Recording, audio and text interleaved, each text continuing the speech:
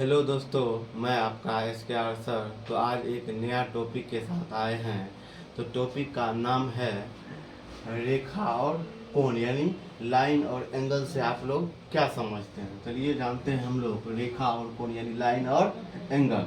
तो पहला जानते हैं हम लोग रेखा यानी लाइन किसे कहेंगे, जिसमें केवल लंबाई हो और जिसे अपरिमित रूप से बढ़ाई जा सके यानी बढ़ाया जा सके उसे रेखा कहते हैं।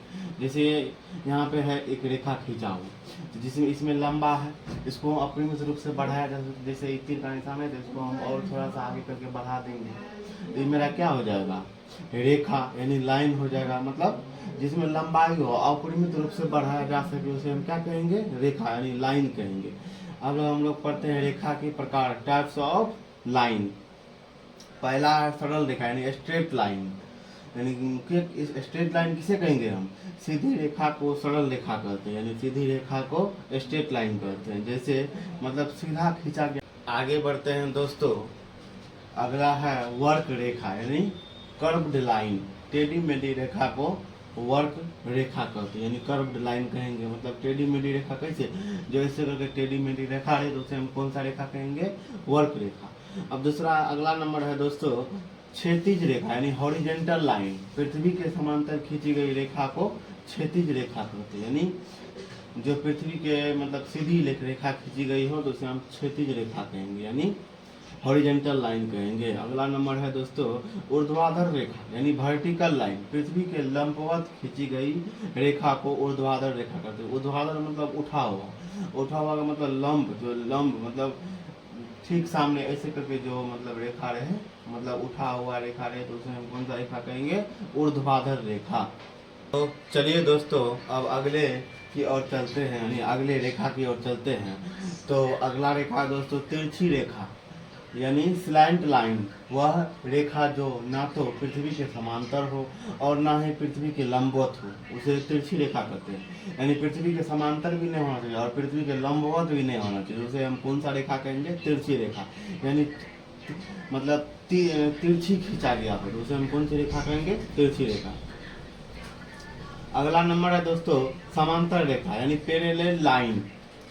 पैरेलल लाइन, जब दो रेखाओं को आगे या पीछे बढ़ाया जाता है और वे दोनों रेखा एक दूसरे को नहीं काटती है उसे समांतर रेखा कहते हैं।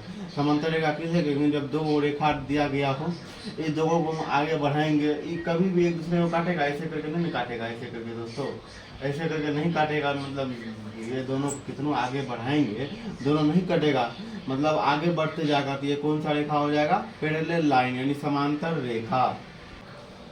तो चलिए दोस्तों अब अगले की ओर चलते हैं, यानी अगले क्वेश्चन की ओर चलते हैं। अगला मेरा प्रश्न है असमांतर रेखा यानी अनपैरेलल नंबर से आप क्या समझते हैं।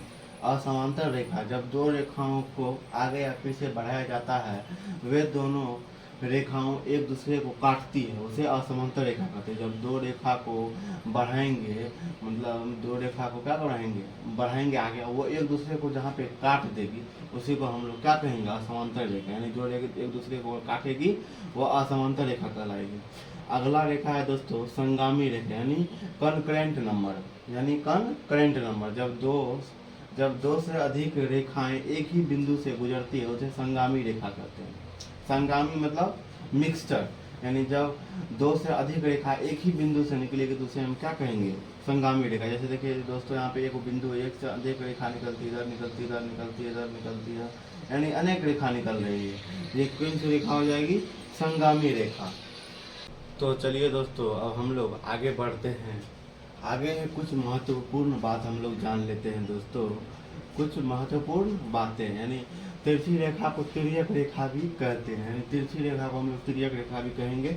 समांतर रेखा को अप्रतिच्छेदी रेखा भी कहते हैं। किसको, समांतर रेखा को। असमांतर रेखा को हम लोग प्रतिच्छेदी रेखा कहते हैं। समझ गए दोस्तों। अब हम लोग चलते हैं अगला है मेरा टॉपिक कोण यानी एंगल किसे कहेंगे। जब दो किरणें एक ही उभयनिष्ठ बिंदु से निकलती है तो कोण का निर्माण होता है। जैसे देखते हैं दोस्तों हम लोग समझते हैं यहाँ पे, जैसे यहाँ पे दो किरण ले लिए, यहाँ पे उभयनिष्ठ बिंदु है, यहाँ पे तो यहाँ पे काटे है ना उभयनिष्ठ बिंदु, यहाँ पे जो कोण का निर्माण होगी दोस्तों इसी को हम लोग क्या कहेंगे, कोण। क्या कहेंगे, कोण। इसका नाम रख देंगे ए बी। यही हम लोगों का कोण हो गया। तो चलिए दोस्तों, अब हम लोग चलते हैं कोण के प्रकार की ओर, यानी कोण के प्रकार, टाइप्स ऑफ एंगल। शून्य कोण पहला क्या है? शून्य कोण, यानी जीरो एंगल, 0 डिग्री के कोण को शून्य कोण कहते हैं, जैसे 0 डिग्री। दूसरा हो गया दोस्तों न्यून कोण। एक्यूट एंगल, 0 डिग्री से बड़े और 90 डिग्री से छोटे कोण को न्यून कोण कहते हैं, जैसे 10 डिग्री, 30 डिग्री, 45 डिग्री, ये सब कौन सा कोण हो जाएगा? न्यून कोण, एक्यूट एंगल।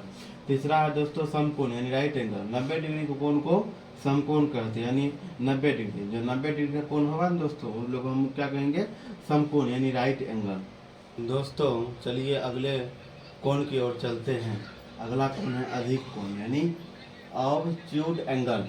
90 डिग्री से बड़े और 180 डिग्री से छोटे कोण को अधिक कोण कहते हैं, जैसे 90 डिग्री से बड़ा कोण होगा 100 डिग्री होगा, और 180 डिग्री से छोटा है 110 भी होगा, 170 भी होगा, डॉट डॉट ऐसे होगा, वो कौन सा कोण हो जाएगा? अधिक कोण, यानी ऑब्ट्यूज एंगल। रिजु कोण, यानी रिजु कोण को सरल कोण भी कहेंगे, स्ट्रेट एंगल। 180 डिग्री के कोण को रिजु कोण कहते हैं, यानी 180 डिग्री का कोण फिक्स है, 180 डिग्री का कोण होगा तो कौन हो जाएगा? रिजु कोण, यानी सरल कोण। अगला नंबर है दोस्तों पूर्णयुक्त कोण, रिफ्लेक्स एंगल। 180 डिग्री से बड़े तथा 360 डिग्री से छोटे कोण को पूर्णयुक्त कोण कहते हैं। पूर्णयुक्त कोण को प्रतिवर्ती कोण भी कहते हैं, प्रतिवर्ती कोण। जैसे 200 डिग्री कौन हो जाएगा? पूर्णयुक्त कोण। 240 डिग्री, 280 डिग्री कौन हो जाएगा? प्रतिवर्ती कोण या पूर्णयुक्त कोण हो जाएगा, यानी रिफ्लेक्स एंगल हो जाएगा। चलिए दोस्तों कोण के लास्ट प्रकार की ओर चलते हैं। लास्ट प्रकार है पूर्ण कोण, यानी फुल एंगल।